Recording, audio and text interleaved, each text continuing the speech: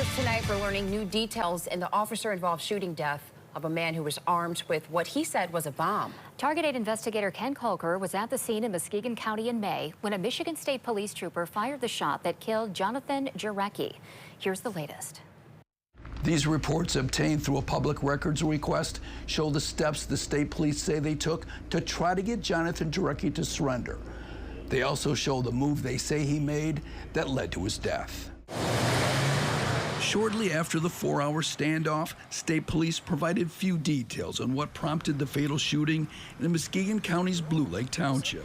During the negotiations, there was a perceived threat from him, at which point a shot was fired by an EST member that struck the man. What was the perceived threat that led to the trooper to fire the shot?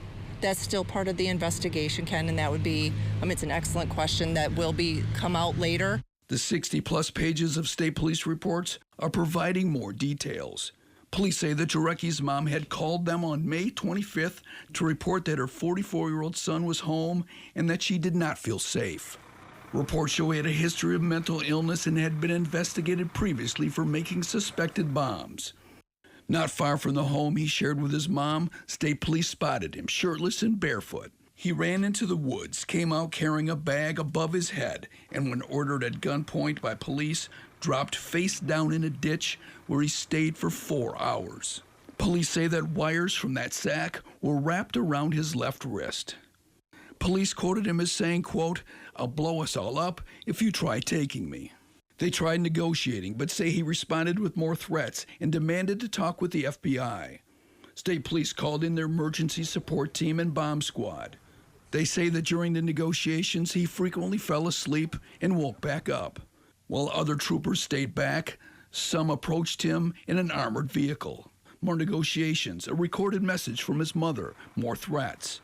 Troopers fired 3 volleys of non-lethal pepper balls, but he still wouldn't let go of the device. Instead, he rolled over, still more threats.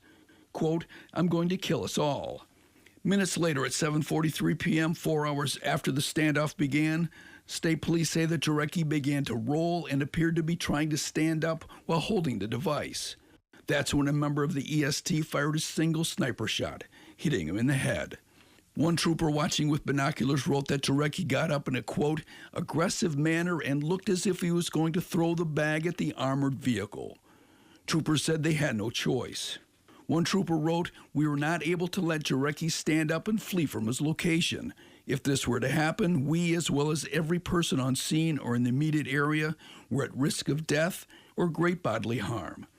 Quote, "The only way to stop this immediate threat would have been through the use of deadly force." The bomb squad said it found what it called bomb components in that bag, but called it a hoax.